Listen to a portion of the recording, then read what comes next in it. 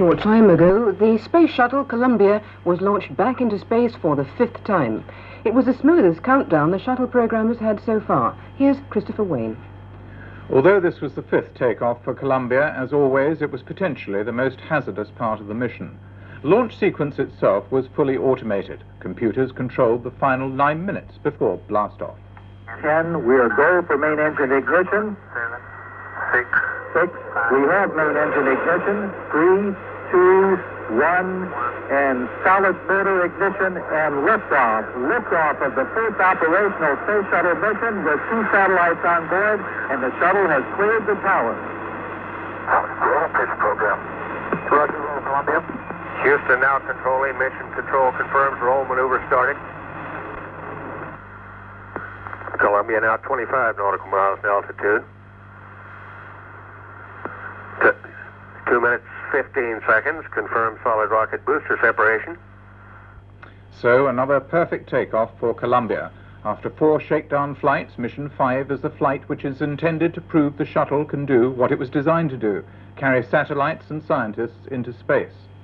The shuttle concept has now been proved, and it's reaching the stage where liftoffs and landings are routine. Even the spacesuits being worn by the astronauts are off the shelf. They've been redesigned to 3 standard sizes, and there's no longer the luxury of individual tailoring. For the National Aeronautics and Space Administration, NASA, these next few days are very important. It may be the 5th time we've seen the shuttle launched, but this flight has a significant number of firsts. It's the first shuttle flight to carry a full complement of 4 astronauts, 2 pilots and 2 scientists known as mission specialists. It will be the first flight to include a spacewalk outside the protection of the shuttle capsule. And it's the first time the shuttle has carried a commercial payload, 2 communication satellites, which are being carried up and launched into a geostationary orbit around the Earth. The satellites are the reason why the shuttle's launch window was so short. For other flights, there had been several hours available. This time, the owners of the satellites insisted the payload must be launched within a very short time span.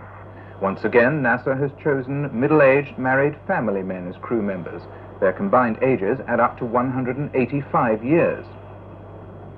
The oldest is Vance Brand, the 51-year-old mission commander. He's a veteran of the joint Apollo-Soyuz project with the Russians in 1975.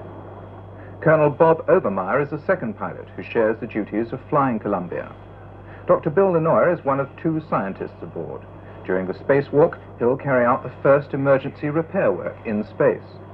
Helping him will be Dr. Joe Allen, another astronaut scientist.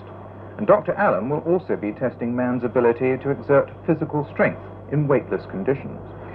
The astronauts have been practicing for the spacewalk in a large water tank at the Johnson Space Center in Texas.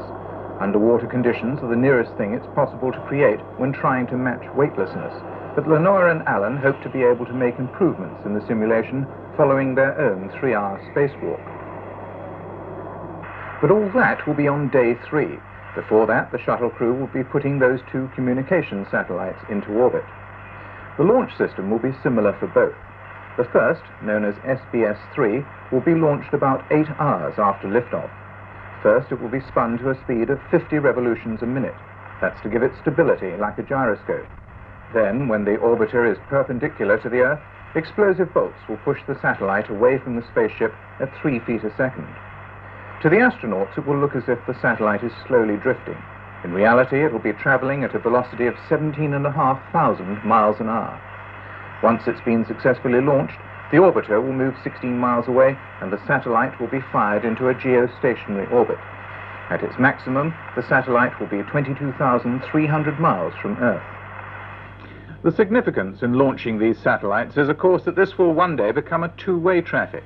If they can be sent up in the hold of a spaceship, they can be retrieved and brought back down to Earth, or they can be repaired, refurbished, or modified in space. The shuttle is simply a space workhorse, and the success of this mission will put the Americans firmly back in the lead in terms of achievement, although the Russians next Sunday will be breaking the record for keeping astronauts continuously in space. This flight has been planned by computer almost down to the last second. The computers say it will last 5 days, 2 hours, and 9 minutes precisely. Columbia will land on the dry lake bed at Edwards Air Force Base, California, shortly after dawn on Tuesday the 16th. That'll be about 2:30 in the afternoon, our time. By then, they'll have spent 122 hours in space, hours which will, by all accounts, be a little uncomfortable. The two pilots will sleep in their seats. The two scientists will be settling down in sleeping bags wherever they can find room. But sleep won't come for quite a while yet. They're still going into orbit, and there's a busy day ahead of them. In their messages to Mission Control, they sound cheerful and happy.